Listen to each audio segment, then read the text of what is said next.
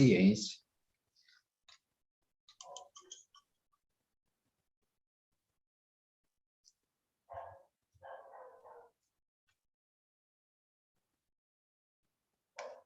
Agora sim.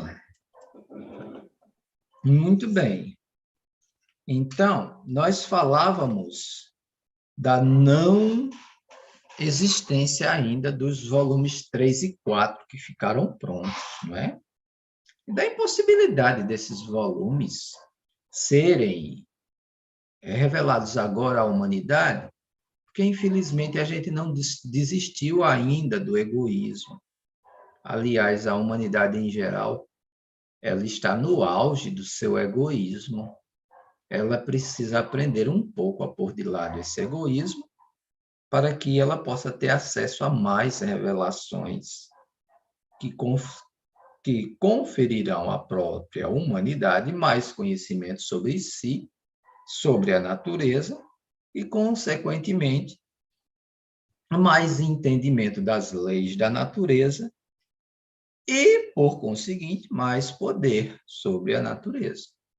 Dar a esta humanidade de agora mais poder sobre a natureza do que ela já tem, sem ela vencer o egoísmo em que se encontra, em algumas obras teosóficas, é comparada a acender um bastão de dinamite e colocar na mão de um bebê. Não é seguro. Por isso, no último slide, a gente viu assim.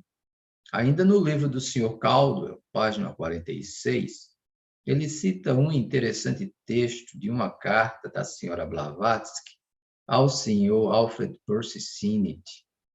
Por comparação, ela só pode estar descrevendo os conteúdos dos volumes 3 e 4, ainda inéditos.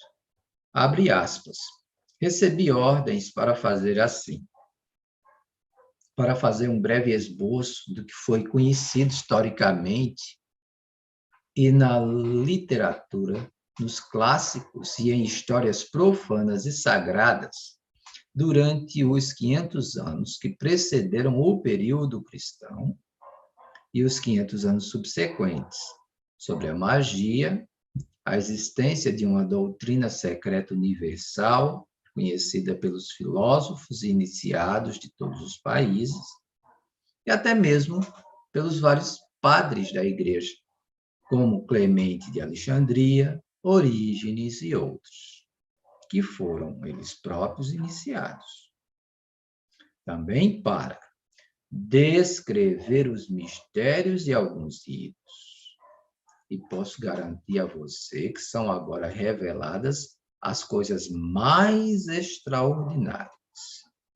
Toda a história da crucificação, etc., sendo mostrada como tendo por base um rito tão antigo quanto o mundo, a crucificação na tessitura do candidato, provas indo até o inferno, etc. Tudo ariano. Toda a história até então despercebida por orientalistas é encontrada, mesmo exotericamente, nos Puranas e Brahmanas, e então explicada e suplementada por aquilo que as explicações esotéricas fornecem. Como os orientalistas não foram capazes de perceber, está além da compreensão. Isso a gente não consegue da leitura do material que hoje dispomos, quer sejam os volumes The Secret Doctrines 1 and 2, em inglês, ou a Doutrina Secreta, volumes 1 e 2, 3 e 4, 5 e 6, em português. Estes detalhezinhos aqui, interessantíssimos, a gente não acha, não. Mas a gente já acha muita coisa interessante. A partir de Isis, como eu já venho dizendo a vocês, Isis sem véu já revela muita coisa, mas a doutrina secreta é mais profunda. E tende a aprofundar-se mais nesses dois volumes, os 3 e 4, quando eles forem finalmente revelados para a gente. Então, comprovando que a doutrina secreta é a explanação de Gupta Vidya, a sabedoria secreta ou oculta, a fonte de todas as religiões e filosofias atualmente conhecidas. Senhora Blavatsky conclui seu parágrafo na página 62, abre aspas. Passaram desde então a ser ocultos os seus ensinamentos. De quem? Os ensinamentos dos mistérios. Totalmente. E a magia não persistiu senão, quase sempre, sob as cores veneráveis, mas por vezes enganosas, da filosofia hermética. De onde vem o termo que nós usamos para uma coisa que é totalmente vedada, né? Um compartimento hermeticamente fechado. Os ensinos de Hermes, aos quais nós temos acesso, o Corpus Hermeticum, a tábula de Esmeralda e até mesmo o Caibalion, não são de fácil compreensão. Por mais que as pessoas expliquem, a gente fica fascinado com tudo que tem aí, mas a gente fica, como assim? Então, não é totalmente explicado, de forma alguma. Todas as sociedades secretas que surgiram por ali pela Europa, a partir do século XVII, século XVIII e ali no século XIX, reuniam pessoas que se comprometiam exclusivamente com o silêncio, certo? Era tudo muito discreto, tudo muito secreto. Inclusive,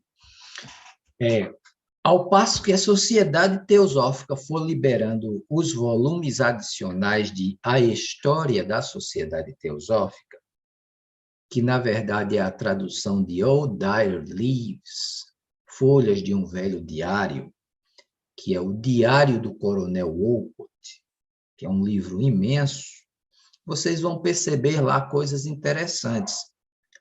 Por exemplo, o Coronel Wolcott, ele se viu numa seguinte encruzilhada. Ele disse, bem, a sociedade teosófica, ou ela permanece assim como está, nada de segredo, nada de mistério. Mas se ela tiver de ensinar coisas mais profundas, então que ela seja igual à maçonaria, então. E a maçonaria nós sabemos, né? A admissão é muito criteriosa e tudo que acontece lá nos ritos maçônicos, que são ritos apenas simbólicos, né? Permanecem em segredo entre eles. O coronel Henry Steele Wolcott era maçom, certo? Antes de se tornar o presidente da Sociedade Teosófica, e certamente continuou ligado à maçonaria por muito tempo. Então, tudo era hermeticamente fechado. Assim, o verdadeiro ocultismo, com O maiúsculo, que havia prevalecido entre os místicos durante os séculos que antecederam a nossa era, a magia, ou antes, a feitiçaria com suas artes ocultas, que é uma coisa totalmente diferente de magia, associado, mas diferente, seguiu-se ao advento do cristianismo. Seguinte, conhecimento da grande ciência. Eliphas Levi, lápis e papel. Eliphas Levi, obra, A Origem da Magia, editora Pensamento. Lá ele vai definir magia como a grande ciência. A ciência das coisas que a nossa ciência materialista, com seus instrumentos, não pode acessar. Ciências que precisam ser ela existe, ela pode ser executada em suas experimentações através do desenvolvimento da pessoa, do aprimoramento da própria pessoa e de uso de faculdades internas da própria pessoa. Eliphas Levi chama de a grande ciência. Ela é totalmente neutra, ela não é má, nem é boa. Mas como ela revela conhecimentos, e conhecimentos que têm que ver com a natureza, seus princípios, as substâncias, os elementos, os poderes no homem, a capacidade do homem de intervir nas coisas, qualquer pessoa mal intencionada, de posse desses conhecimentos, vai fazer coisas ruins. Aí, a magia, que é neutra, se torna feitiçaria, que é uma coisa altamente condenável e não endossada por nenhum sábio, por nenhum ser desenvolvido. É o que foi que aconteceu lá, gente. Durante a Idade Média, durante a Idade Moderna, visto que um núcleo no Ocidente formado por clérigos ligados à Igreja foram os únicos que detiveram determinados manuscritos e livros herméticos sagrados. Durante esse período, os que eram mal intencionados viraram excelentes feiticeiros. Durante o restante de história da magia, vai ter muitos exemplos. E atentem muito bem para Isis Sem Véu, volume 3, onde Madame Blavatsky fornece mais alguns. Certo? Mas o problema nunca foi a magia, e sim a feitiçaria. Então, com pessoas com as quais você tiver abertura de conversar de maneira civilizada, pessoas que saibam, estejam dispostas a raciocinar, é bom falar sobre isso. Mas com fanáticos é muito melhor a gente ficar na da gente, ó, bem caladinho, e procurar aprender o que for necessário para nós, para o nosso desenvolvimento moral e ético. Os poderes que estão disponíveis para nós no momento são poderes sobre este corpo aqui. Vencer o egoísmo, vencer a maldade, a maledicência, a disposição negativa e hostil para com o outro, a tendência a se aferrar a ideias antigas e carcomidas e não aceitar ideias novas por medo, sem raciocinar, vencer o fanatismo e o radicalismo. É isso que precisamos fazer hoje. Pode complementar, Elisa. Aldo, eu não sei se a minha pergunta cabe, mas daria para resumir a diferença entre magia e feitiçaria? Que na minha vã ignorância eram parecidas, mas não são a mesma coisa, com certeza, né? Não. Eu vou recorrer a um exemplo prático. A internet. A internet é maravilhosa, não é? A gente aprende, a gente se comunica, né? A tecnologia moderna. A gente dá aula. Olha aqui, nós fazendo um uso extremamente benéfico da internet. Então, a internet seria a magia. Ela nos possibilita realizar coisas maravilhosas. Ela aumenta muito as nossas próprias capacidades naturais, né? A capacidade de falar, de ouvir, de escutar, de aprender. Olha aqui, magnificada. Pessoas em todo o país aprendendo, estudando juntas por meio da internet. E tudo o que nós estamos fazendo aqui é maravilhoso. Agora, coloque o mesmo instrumento na mão de Steve Bannon e da Cambridge Analytics. Aí sabe o que é que Steve Bannon e a Cambridge Analytics têm feito desde mais ou menos 2013? Estimulado em todo o ponto da Terra, através da internet e das comunicações modernas, grupos de pessoas a difundir pela internet ideias falsas em favor do fascismo, em favor do ultranacionalismo e em favor de regimes políticos autoritários, carcomidos e maléficos que no século passado, no século XX, entre as décadas de 20 e metade da década de 40, mataram milhões de pessoas em 2 guerras mundiais. E isso tem sido feito pela própria internet. Então, esse mau uso, feitiçaria. O bom uso, o instrumento bom, que nos confere ampliação dos nossos poderes e que é uma coisa altamente científica. Aliás, a magia, ela é a mãe de todas as ciências.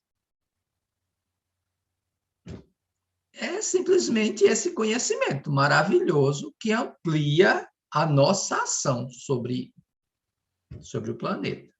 A diferença está simplesmente no operador.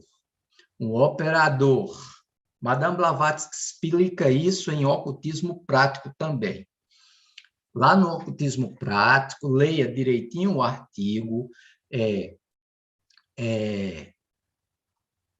Ocultismo versus Artes Ocultas e Ocultismo Prático, são os 2 artigos. Ela diz bem claramente, esse conhecimento na mão de pessoas boas e bem-intencionadas vira cura, vira construção, vira poder, vira liberdade, vira tudo de bom. Porém, na mão de pessoas despreparadas, egoístas e mal intencionadas, aí ela usa a palavra feitiçaria. Vira feitiçaria da pior espécie. Está lá no artigo. Pegue o Ocultismo Prático.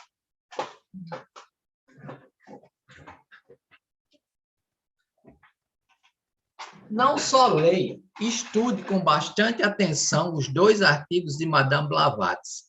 Estão lá no finalzinho, viu? Tem a seleta de artigos preparados pela Sociedade Teosófica para acompanhar, que vai dar a metade do livro. Os artigos de Madame Blavatsky mesmo começam na página 107.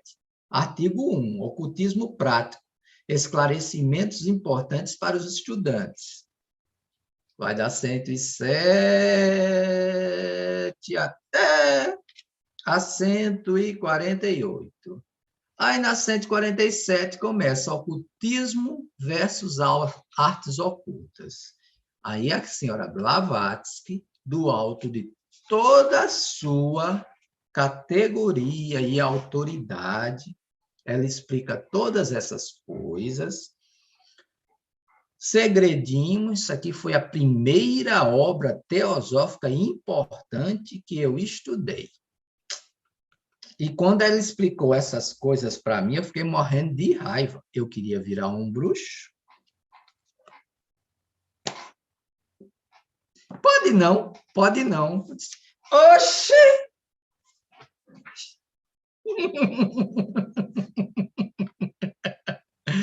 Tá bom?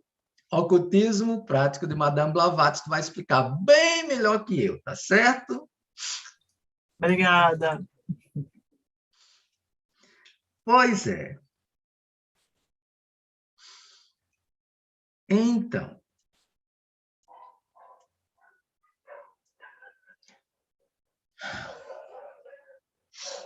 assim, o verdadeiro ocultismo que havia prevalecido entre os místicos durante séculos que antecederam a nossa era, a magia ou a feitiçaria com suas artes ocultas, seguiu-se ao advento do cristianismo. Isso aqui é interessante. Veja bem, ó. Antes do cristianismo organizado, antes dos séculos 2 e 3 da atual era, houve um florescimento muito grande de feitiçaria. É o que está sendo dito aqui nas entrelinhas. Um prevalecimento muito grande. Daí, também houve, da parte dos mestres, um esforço muito grande de recolher tudo que eles conseguiram, os nossos mestres bondosos, amorosos e compassivos, para nossa própria proteção, recolheram tudo que eles conseguiram e colocaram lá naquelas bibliotecas que a gente já estudou nesse capítulo, lá inacessíveis, bem guardadinhos, esperando a gente criar um pingo de vergonha na cara, que é para a gente poder estudar essas coisas.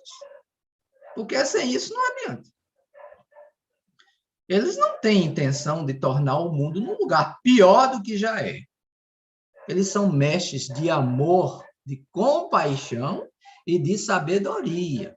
Nós começamos a reunião hoje a falar de Vesak. Eles dizem, principalmente o mestre Kuthumi e o mestre Moria, são discípulos do Senhor Buda. Eles chamam o Senhor Buda de o bem-aventurado, o Tathagata, o nosso Senhor.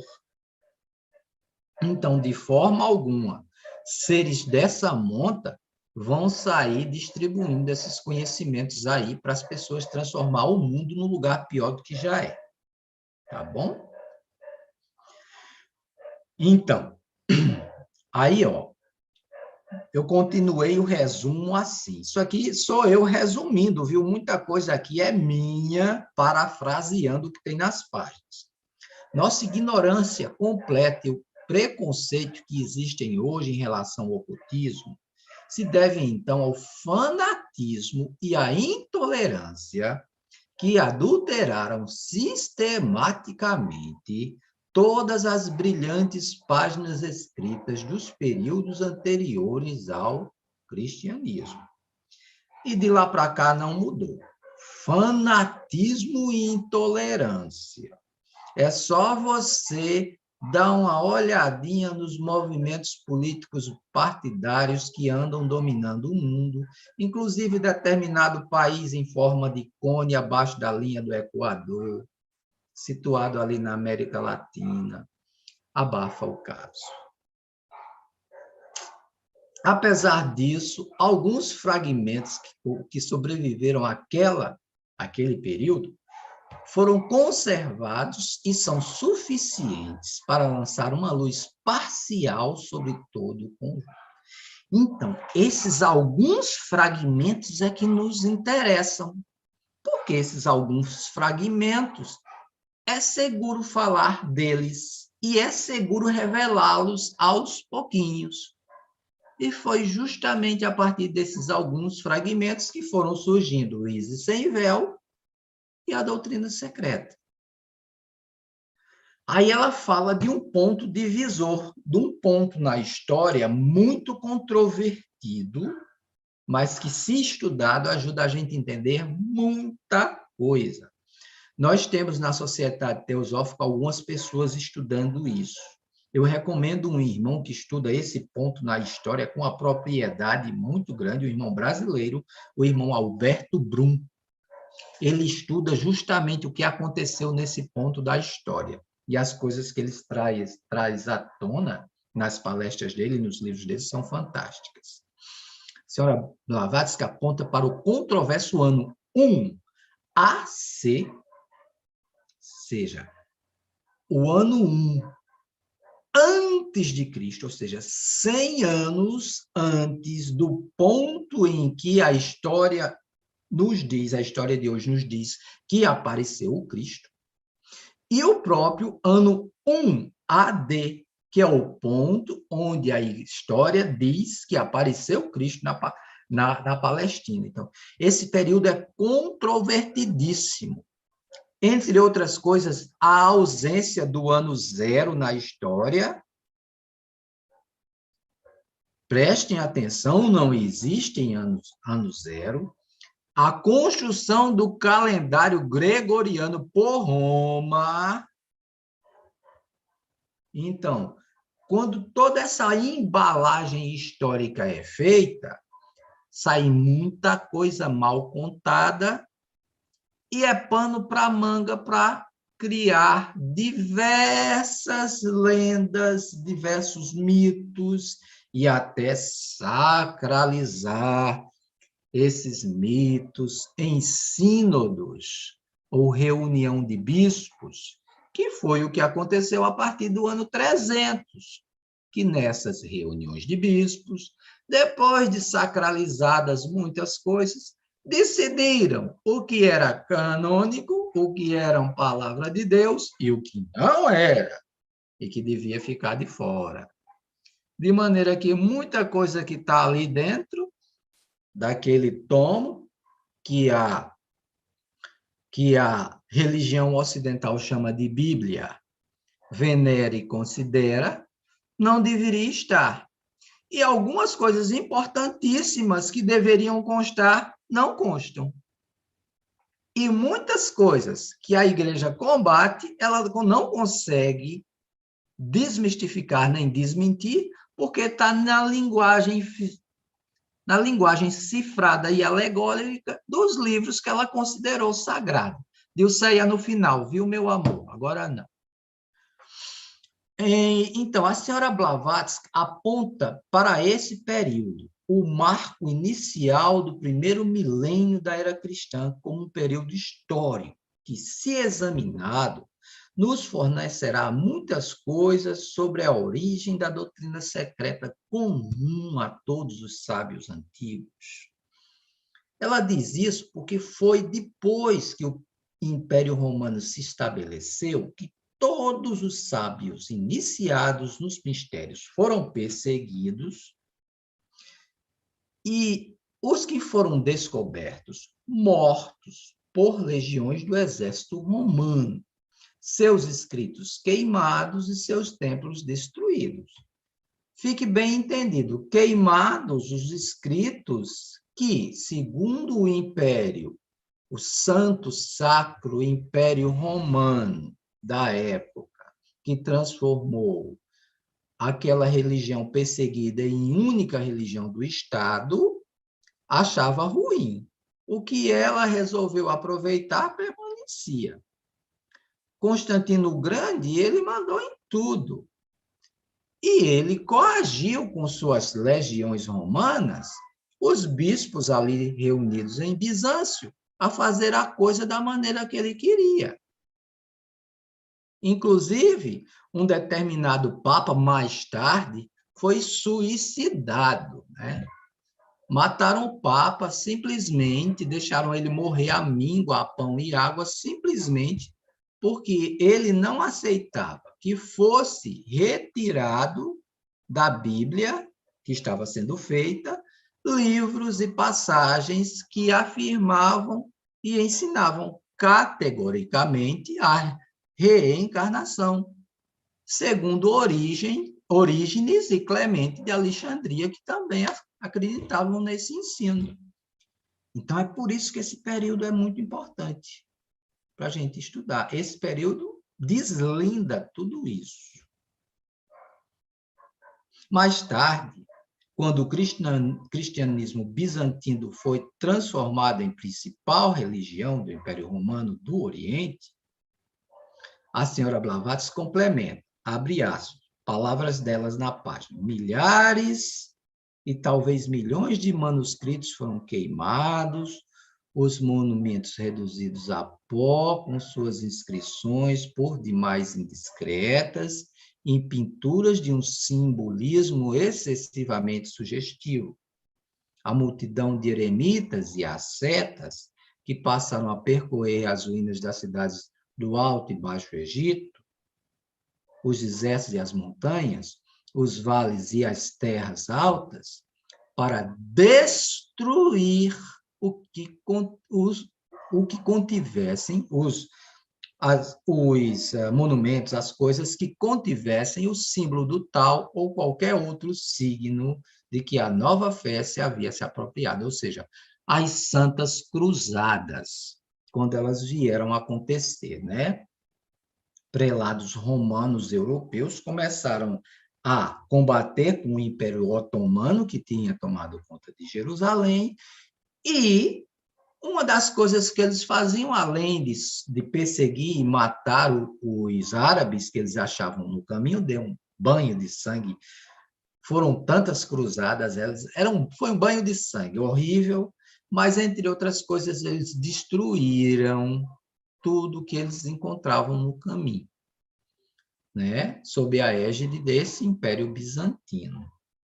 E aí, em cima desse período histórico, que surge como religião do Estado esse catolicismo romano, apropriando-se do cristianismo, que a própria religião romana, poucos séculos antes, havia perseguido e matado cruelmente, como na época de Nero e outros, que levaram ao martírio diversos cristãos, jogavam cristãos na arena para serem devorados por leões, penduravam cristãos em estacas e ateavam fogo a eles para iluminar o céu noturno de Roma. Mas, nesse período lá, houve uma reviravolta. Aquilo que era a coisa mais perseguida pelos romanos do Ocidente se tornou a única religião reconhecida pelo Império Romano no Oriente e dali em diante, mas totalmente agora aparelhada pelo Estado romano.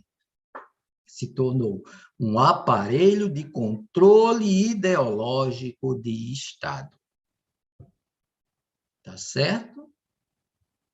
Aí, nesse processo histórico, gente, tudo que é relevante, tudo que é importante, tudo que revelaria essa sabedoria antiga foi suprimido. Muita coisa ainda resta de importante. Por quê? Porque a biblioteca do Vaticano é vastíssima e eles não destruíram tudo. Muita coisa importante foi recambiada para lá. Era justamente de lá que saíram grandes magos, porque só eram eles que podiam ler, né? Então, muitos deles se tornaram excelentes magos. Alguns muito compassivos e bons, mas outros muito cruéis e que estão até hoje se vendo com o karma e continuarão a se ver com o karma por muito tempo por causa das maldades que perpetraram. Então, prosseguindo só um pouquinho, partindo para a página 63. A partir do final da Idade Antiga e início da Idade Média, o ano 476 da era cristã, coube aos fanáticos cristãos e islâmicos destruírem tudo aquilo que puderam das grandes civilizações mais antigas, como mostra o verso citado pela senhora Blavatsky lá na página 63. O sol em sangue, e fizeram da terra uma tumba, da tumba um inferno, e deste inferno ainda muito mais profundas trevas. Porque era a guerra, né? O Império cristão, papado, os papas bizantinos e depois o Papa Carolíngeno, quando a igreja se reestabeleceu lá em Roma novamente aí as cruzadas, e o Império Otomano, do crescente da estrela islâmica, tanto um como o outro, igualmente fanáticos em torno dos seus dogmas. O banho de sangue foi muito grande. O islamismo do Império Otomano e o cristianismo do medievo oriental, aspas, Madame Blavatsky, conquistaram seus prosélitos com a ponta da espada. Ambas construíram templos sobre enormes hecatombes de vítimas humanas, porque eram batalhas sangrentíssimas. Do lado dos cruzados, os escudos imensos com a cruz, que havia virado símbolo do cristianismo. Do lado do Império Otomano, o que é o símbolo do islamismo mesmo, o crescente e a estrela, o símbolo da religião islâmica.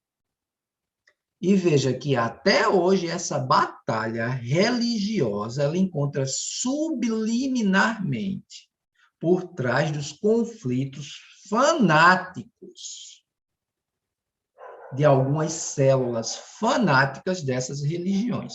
Mas vamos entender. São fanáticos dentro dessas religiões que fazem isso. Não são bons cristãos, seguidores dos ensinamentos de Jesus, nem são bons islâmicos, seguidores dos ensinamentos do profeta Mohammed, ou Maomé. Os bons, não. Mas os fanáticos até hoje fazem isso, né?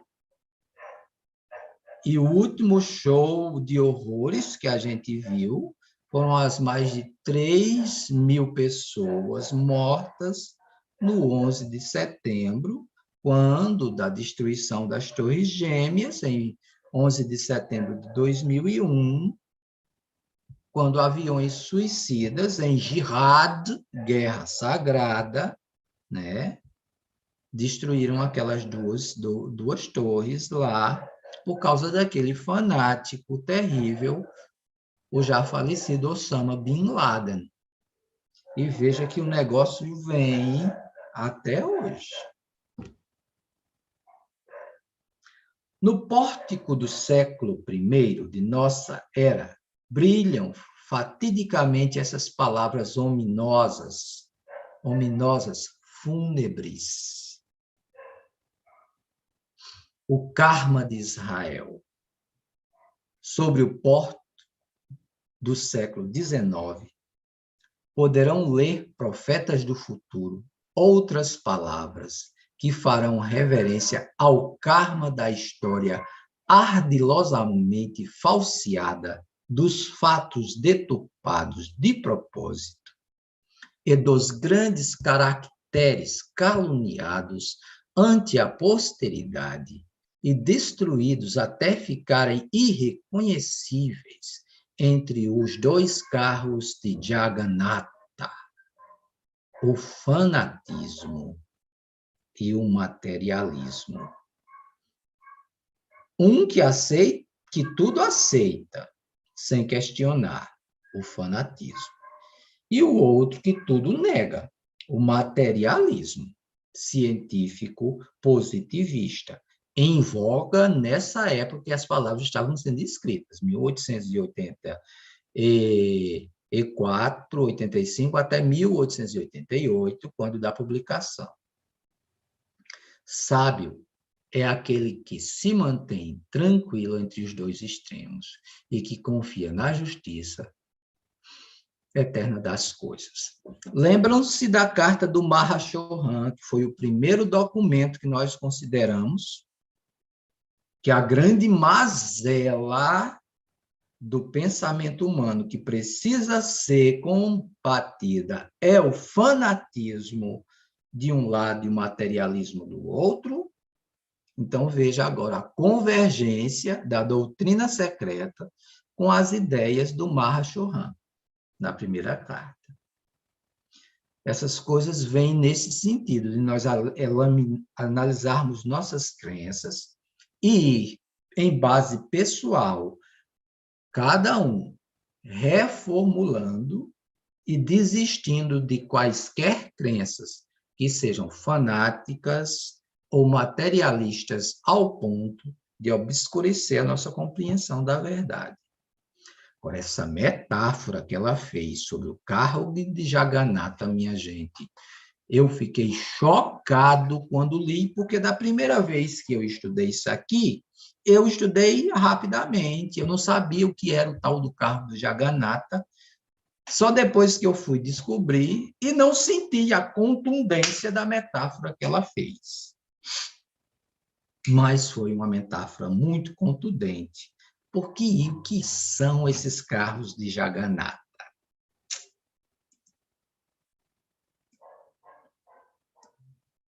A senhora Blavatsky faz aqui uma metáfora contundente, denunciando o fanatismo tanto cristão quanto islâmico, que tem levado pessoas ao suicídio voluntário em nome de suas crenças supersticiosas. Pois vejamos o que diz o glossário teosófico, página 258, sobre Jagannatha ou Jaggernath, carro de Jaggernath.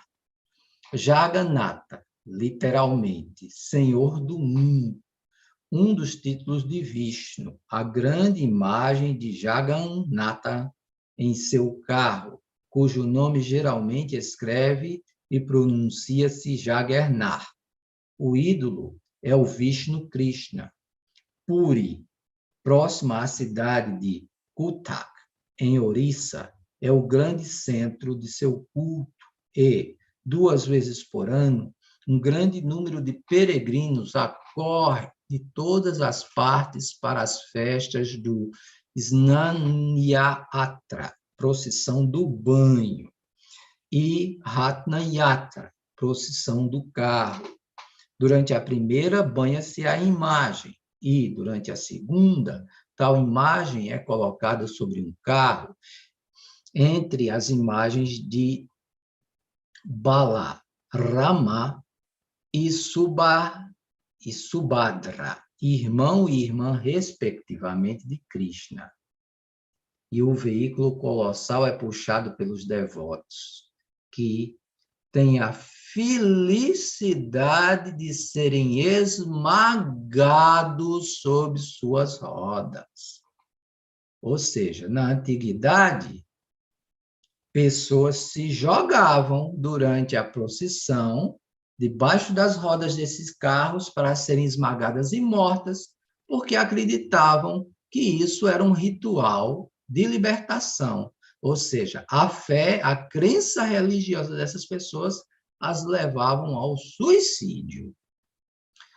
Carro de Jaggernath, o dito popular, abre aspas, aquele que pode ver por um breve instante o anão, o Jaggernath, montado no carro, não terá mais renascimentos, fecha aspas. Atrai centenas de milhares de devotos a tal festa. O carro em questão é apenas uma alegoria, que, na realidade, significa o corpo humano. Por conseguinte, o verdadeiro significado desse ditado é que aquele que pode ver e encontrar o espírito, Jaggernath, ou o anão, entronizado em seu corpo, não terá mais renascimento, visto que, pode estar certo de ser emancipado do pecado. Então, o significado é espiritual, tem a ver com a senda espiritual da libertação. Mas as pessoas, os fanáticos, interpretam literalmente. E, consequentemente, além disso, impelidos pela grosseira e fanática ideia de que aquele que morre sobre as rodas do carro de Jaggernath está salvo, muitos se atiram sobre o carro sagrado. A causa de tantas vidas perdidas é o fato de se ter esquecido há muito tempo a chave de uma alegoria tão sagrada, cujo significado real é que, enquanto um espírito, Jaggernath, vai montado no carro do corpo, pode-se esmagar ou destruir o eu interior ou alma animal, juntando-se assim o seu ser espiritual ao espírito, ou seja, ao sétimo princípio, e salvando-se. Explicação de Norbin-Kar Banerjee, que deve ser uma autoridade em islamismo, que contribuiu com a escrita do glossário teosófico. Então, essa superstição leva as pessoas na Índia ao suicídio. Não sei se as autoridades hindus já combateram isso, mas por muito tempo ainda era assim. Olha lá, ó. Olha a tal profissão lá, as pessoas em elevo e em êxtase. Então, algumas dessas pessoas aqui, ó, simplesmente se ajoelhavam no chão e deixavam o carro passar por cima delas. Olha só o que eu garimpei lá na internet. Annual Car Festival of Lord Jagannath 2020. Ou seja, ano passado, ano retrasado, teve. Né? Agora, eu não sei se as autoridades indianas ainda permitem que aconteça isso aqui, porque vamos dar o desconto histórico. A Índia se modernizou muito. Muitas dessas tradições muito chocantes, elas foram revistas pelas autoridades hindus em questões. Mas eis aí a metáfora que a senhora Blavatsky fez para mostrar os malefícios de todo esse fanatismo. Tá bom? Deixa eu passar aqui. Vou parar aqui o compartilhamento. Vamos respirar um pouquinho, porque o negócio foi pesado. Eu saberia que seria pesado considerar essas coisas. Colocar mais um incensozinho aqui.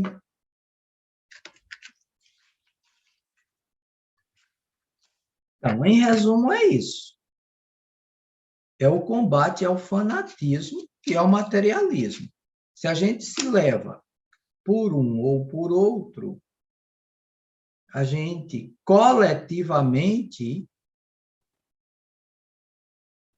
a gente é privado do nosso livre pensar, como coloca o Dr. Carl Gustav Jung. Ai. Essa obra aqui que eu acabo de ler, o senhor Jung fez completamente o estudo do fascismo lá nas décadas de 20, 30 e 40. Foi só eu fazer a transposição do que ele estava explicando, trocando os nomes. E fui percebendo que é o mesmo princípio, é o mesmo processo. Se a gente não tiver cuidado com o fanatismo de um lado e com o fascismo ou o materialismo do outro, certo? Fanatismo e materialismo, quer em religião, quer em política, leva milhares de pessoas ao suicídio e ao assassinato coletivo em guerras cruéis.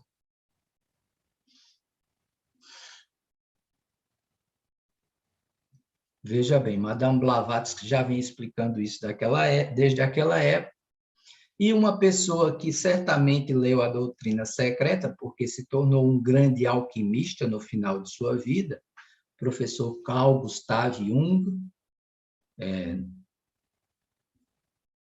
neurologista também, psiquiatra e fundador da psicologia analítica, também nos convida a investigar essas coisas. Crítico da sociedade teosófica e da teosofia da época, viu? Da época. Porque, afinal de contas, minha gente, a sociedade teosófica da época que esse rapaz aqui viveu, ele morreu em 61 e escreveu suas obras no período entre os anos 20 e os anos 50, 60, infelizmente, a sociedade teosófica daquela época não estava tanto bom exemplo, não. Ela se reestruturou e se recuperou bastante depois dos anos 60 mesmo. Tá bom? Então, pronto. Agora ficou aquela pergunta no ar.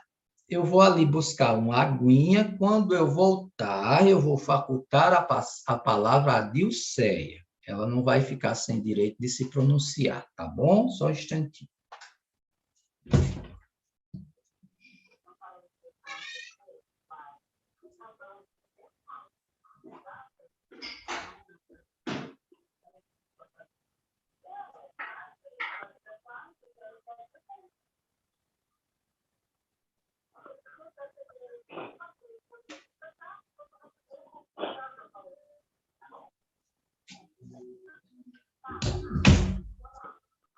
Pronto.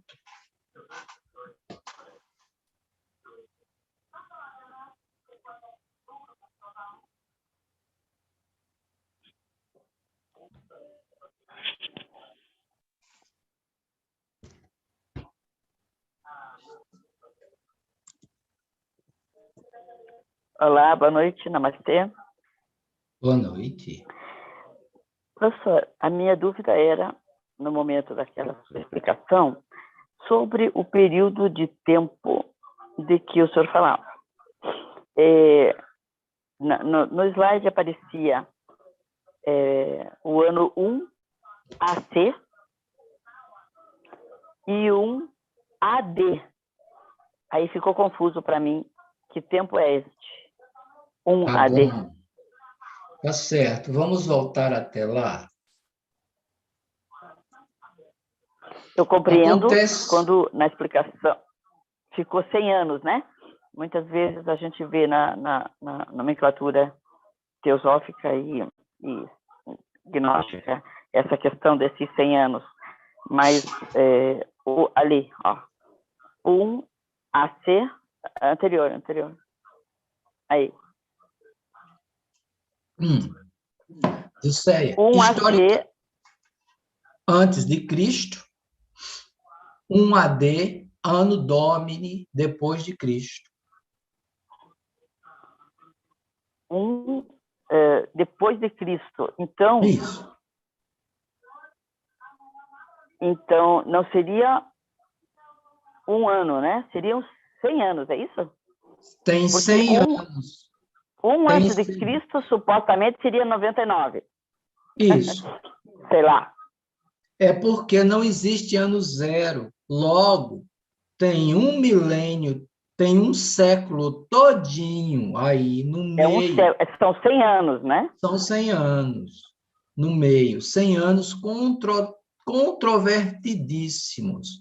Todas as datas, desde que o calendário gregoriano decidiu contar a partir do nascimento de Cristo, esquecendo todos os outros calendários, eles fizeram isso.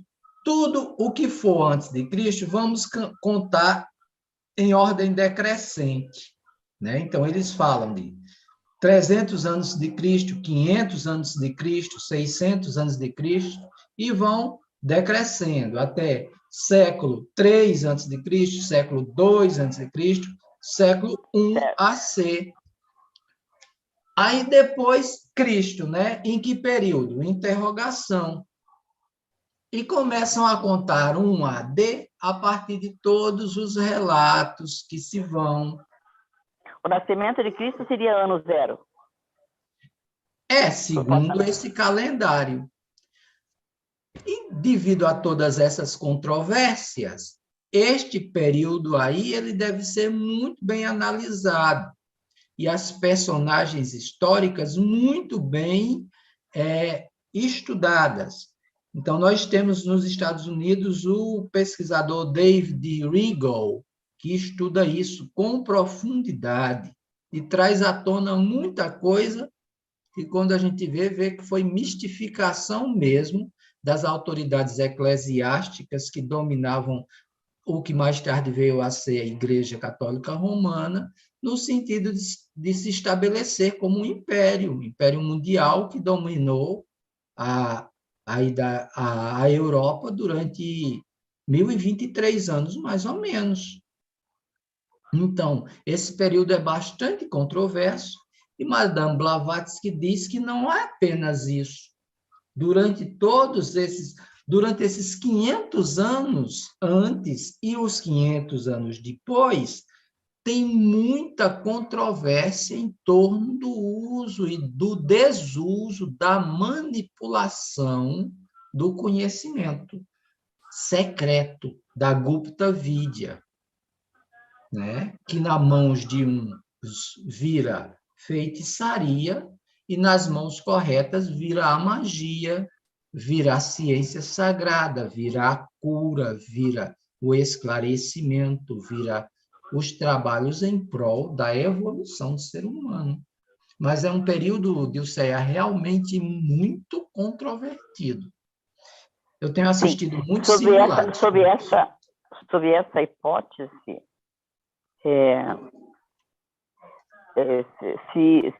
se comenta que Jesus teria nascido 100 anos antes do que se diz o ano zero. É isso? Sim. Tem um período de 100 anos. É porque o número 1 é usado, na realidade, para marcar o século. Não é um ano. Ah, tá. Viu, Daniel? Na realidade, o número 1 que aparece é para marcar o século e não o ano. Porque acerca do ano exato, a gente nunca vai ter essa certeza. Certo. Ok. Tá certo? Não, é nessa visão aí que ficou assim. Compreendo a sua explicação sobre a quantidade de fatos, e tanto dentro da linha histórica quanto dentro da linha manipulada, sobre os acontecimentos da época, né? Considerando que eles citam lá na Bíblia, Herodes e aqueles Antipas lá, Antipas, não sei o quê. Então, de fato, esse período que Blavatsky fala esses mesmos 100 anos controversos. Ok. Tá certo? Então, são muitas e muitas e muitas as controvérsias. Para mais detalhes, eu convido quem se interessar a começar a pesquisar sobre gnoses cristãs. Por exemplo, eu recomendo de novo o livro do irmão Raul Branco, né? Os ensinamentos de Jesus e a tradição esotérica cristã. De maneira mais fácil e mais palatável, ele toca em uma série dessas questões. E, além de fazer isso, ele oferece bibliografia sobre isso. Tá certo?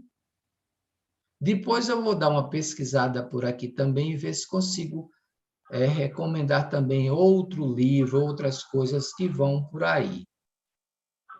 Mas é realmente um período controvertíssimo. Isso é tão controvertido que mais tarde, fato novo, mais tarde, Madame Blavatsky chamou a si um secretário seu, de nome George S. Mead, G.R.S. Mead.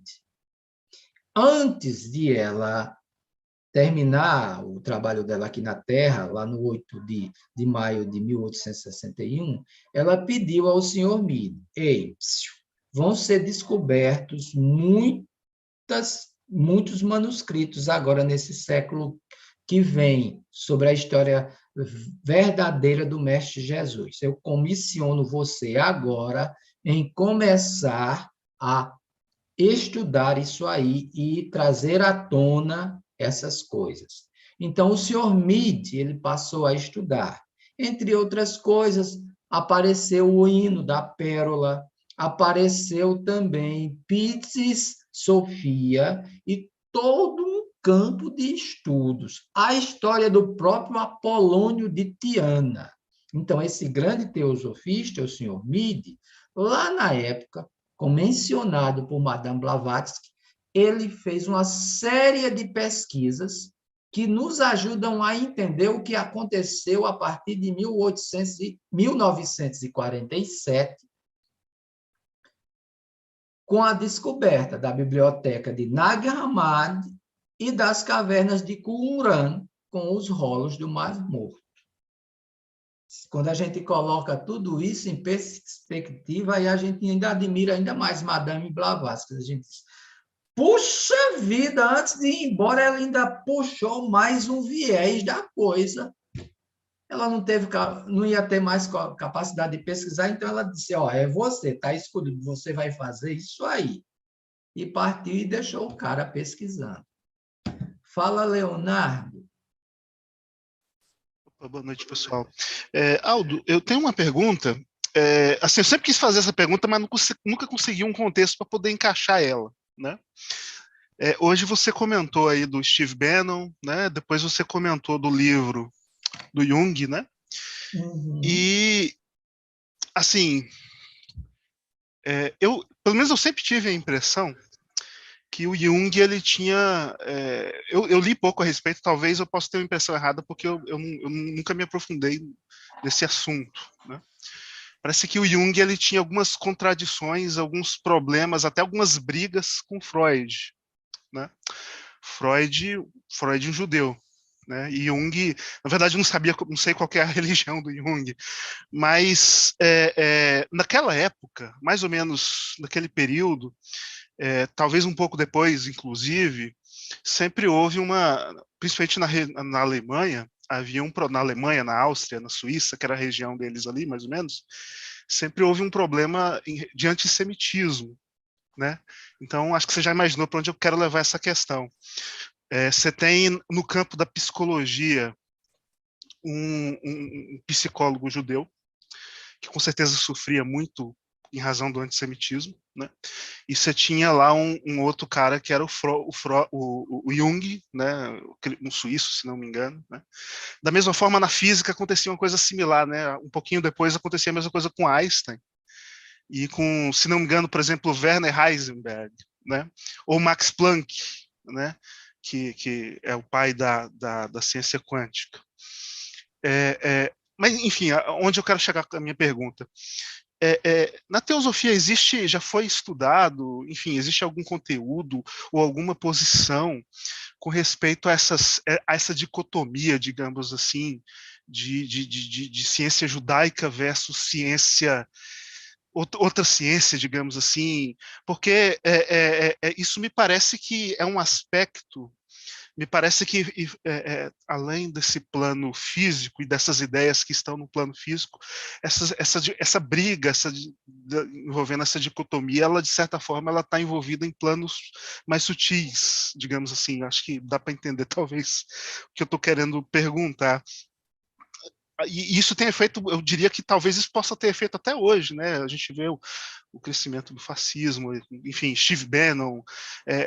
Cara, se você pegar o Steve Bannon, você pega o colega dele, Olavo de Carvalho, que já foi um ocultista, já foi um astrólogo. Então, assim, a gente tem uma situação assim que é muito que é muito parece que existe uma maquinação por trás, e essa maquinação que está acontecendo por trás, ela, de certa forma, ela tem um efeito no plano físico. Assim, eu queria que você comentasse alguma coisa a respeito disso, assim, não sei se é muito, enfim, eu nunca vi como encaixar isso no contexto, né? Existe realmente, será que existe realmente uma briga aí talvez entre a ciência cabalística contra alguma outra coisa que eu não sei o que é, que causa todos esses efeitos no mundo sensível da gente, assim? Enfim. Lógico que sim, Leonardo. Agora, ninguém nunca vai lançar luz sobre isso aí, não, viu? Porque diz um axioma que, para nossa própria segurança, abre aspas, quem se ocupa com a luz jamais deve dar atenção ao que acontece nas trevas. Fecha aspas. De maneira que a mensagem teosófica ela é conciliadora. Veja bem, primeiro objetivo da sociedade teosófica, né? Construir um núcleo de fraternidade universal, da fraternidade universal, sem distinção de qualquer tipo que seja. E, a partir desse núcleo, promover o estudo comparado de religião, ciência, arte, lá no documento original, com mais ênfase às escrituras arianas antigas da Índia. E o terceiro objetivo, investigar as leis e poderes latentes do homem. Então, por este motivo, no ambiente teosófico, nós, teosofistas, quando estudamos essas questões, tomamos todo cuidado para não jogar gasolina em cima da fogueira. Certo? Mas eu sou estudante de psicanálise. Eu estou fazendo uma pós que eu não vou mais, I refuse myself to spend the rest of my miserly existence into I am, you are, he is, it is. Eu me recuso a passar minha velhice só ensinando o verbo to be. Eu amo ensinar inglês, mas daqui a alguns tempos vou deixar a sala de aula, vou abrir meu consultório e vou tratar o povo. E eu vou fazer a interface. Eu quero fazer a interface Freud-Jung, que para mim é perfeita. Tudo que Freud descobriu do inconsciente e da sexualidade, ele foi rejeitado porque se atreveu a falar numa coisa chamada sexualidade lá na era vitoriana. Tudo que Jung descobriu, complementando o que Freud descobrira, a respeito de um inconsciente que, ao contrário de que Freud imaginava, não está circunscrito na fisiologia do homem. Freud não expandiu o inconsciente para além do homem, porque ele queria converter os seus estudos em ciência e conseguiu. E, na época de Freud, qualquer coisa que fosse para além da fisiologia e aludisse, ainda que longe, a qualquer coisa metafísica, caía em descrédito. E é por isso que Jung, até hoje, ninguém leva o cara muito a sério. Ele não quer nem saber disso, ele vai para a metafísica mesmo, doa quem doer, no final da vida, se tornou um alquimista aí dos bons, com anel de alquimista e tudo.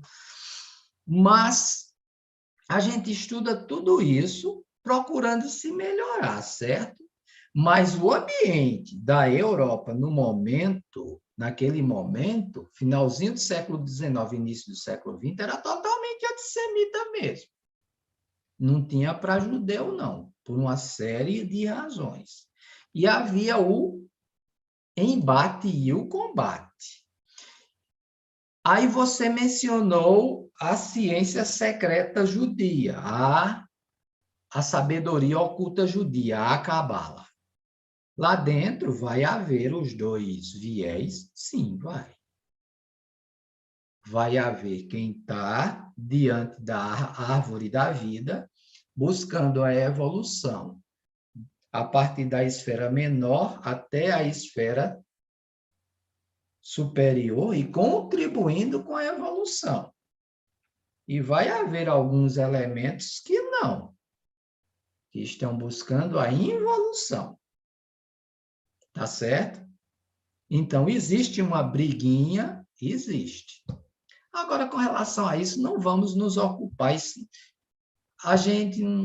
Isso é briga de cachorro grande, isso é briga de Rottweiler. Vamos deixar para lá. Vamos fazer a nossa própria purificação interna e vamos tentar captar o máximo que a gente puder do pensamento revelado por Madame Blavatsky acerca da teosofia para a gente se melhorar. Mas eu digo para você, Leonardo, que você não está de todo errado, não, viu? O antissemitismo é grande, a perseguição é grande, e até mesmo entre eles, entre os próprios semitas, nem todos eles veem as coisas do mesmo jeito. Mas, afinal, quem já chamou a atenção para isso foi o grande mago. Madame Blavatsky, no finalzinho desse capítulo aqui, cita o cara como um dos maiores magos da época. Quem tiver com o livro, perceba a nota na página 65, onde ela diz assim: muitos ocultistas, alquimistas e cabalistas da Idade Média pretenderam a mesma coisa, e o último dos magos modernos, Eliphas Levi, o assegura publicamente em seus livros de magia. E é por isso que eu sou tão amiguinho desse cara, porque esse cara sabia das coisas e ele era do bem. Tá certo? E era um grande mago. E o que ele revelou sobre a humanidade em geral é isso, que nós somos diabolos, que nós somos duais. Todos nós temos dentro de nós a fonte da felicidade e da vida e a fonte do mal e da morte. Cabe a nós alimentar a vida, a luz e a felicidade em nós mesmos, virando totalmente, subvertendo essa dualidade, essa diabolescência, esse aspecto dúbio que existe em nós.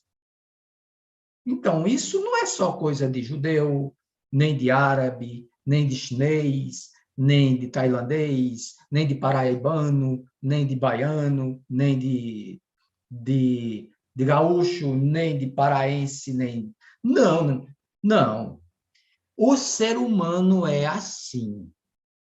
E o ponto é o seguinte: nós estamos num momento de transição onde o egoísmo está atingindo o seu ápice. E todos esses grupos de estudos que estão se desenvolvendo, esse, inclusive, é para gerar essa consciência. Gente, ou a gente abre o olho e combate esse egoísmo assassino e violento dentro de nós, ou a gente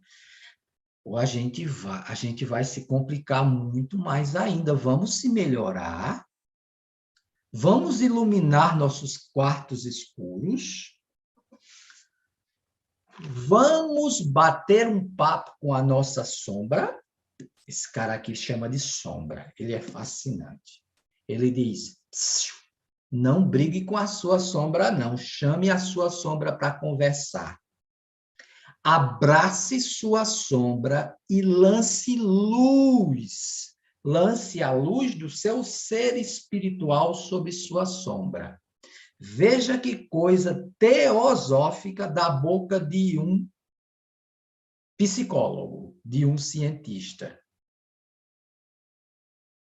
E que combatia a teosofia. Ele não gostava de teosofia, não, o Carl Gustav Jung. Porque as coisas que ele via na época. Ele não fez um bom mas o trabalho dele é extremamente teosófico, porque ele diz exatamente o que a gente precisa fazer. Usar a luz que existe em nós para iluminar tudo, e combatendo e evoluindo, e a gente ir se transformando cada vez mais em agentes do bem, agentes do belo, agentes da verdade, agentes da justiça, agentes da fraternidade. Em fazendo isso, a gente vai se irmanar com a grande sangha, uma palavra do budismo, uma grande irmandade de seres, de todas as naturezas, de todas as tradições que fazem isso pelo planeta. E isso é o que nos interessa. Mas que você está certo nessa sua pequena desconfiança, está. Só que eu te digo uma coisa, deixa isso para lá, fica com o axioma, abre aspas, Quem se ocupa com a luz não deve também se ocupar do que acontece nas trevas. Deixa para lá. Eles que são escuros que se entendam. Eles que também busquem acender a luz deles. Tá bom? Obrigado, Nando. Obrigado. Realmente, às vezes a gente estuda demais e tem algumas curiosidades e se esquece que a curiosidade ela matou o gato. Obrigado. Então, que horas são? Minha gente, estourou o tempo, mas estourou legal. Deixa eu ver onde é que a gente ficou hoje. Uma coisa que nós vimos foi a coisa dos carros, né? Eu, sinceramente, acredito, espero que as autoridades hindus já tenham impedido o povo de fazer o que faziam atrás dos carros de Jagannath. Dei uma pesquisada para saber, mas tudo que eu encontrei na internet só fala do festival. Aí o festival é lindo, aí não é... Não. É claro, né? Se acontecer uns absurdos desses, é claro que eles não iam dizer que acontece. Não fiquei... não encontrei nenhuma informação. Mas até a época de Madame Blavatsky, isso aqui acontecia mesmo, viu? E era horrível. Ela usou como metáfora para nos advertirmos contra os males do fanatismo em qualquer tipo de segmento, científico, religioso, político, qualquer que seja, o fanatismo e do materialismo. Fala, Elisa. Quando tu estava explicando sobre isso, me veio na cabeça a questão dos homens-bomba, dos kamikazes e tudo mais, né? Tipo, tudo é uma questão de certa forma, na cabeça das pessoas de fanatismo, né? Está vendo a propriedade da metáfora que ela usou? Veja bem, ela usou essa metáfora lá em 1800 e cocada. E a gente está vendo as alusões que ela fez durante todo o século XX e agora no século XXI. Está vendo como o negócio é sério? A gente tem que ter muito cuidado com o materialismo e com o fanatismo. Então, é aqui que nós vamos ficar. Na reunião seguinte, a gente vai para a página 64. Tá certo? Mas já deu a hora. A hora já está dada. Tá bom? São 8h13 já. Últimos instantes para uma consideração de última hora. Alguém que está com uma questão aí que quer falar agora. Se não tiver alguém, então hoje é dia de Dilceia encerrar para a gente.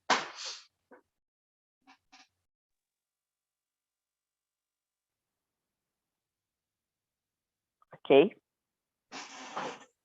Então, vamos Gratidão. respirar primeiro, de novo, respirando.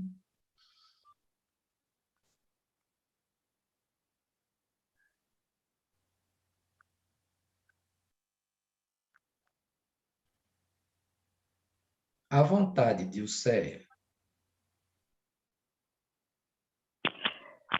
Gratidão, gratidão, gratidão pela oportunidade de estudo, pela vibração dos conhecimentos e pelo acompanhamento dos mestres de sabedoria.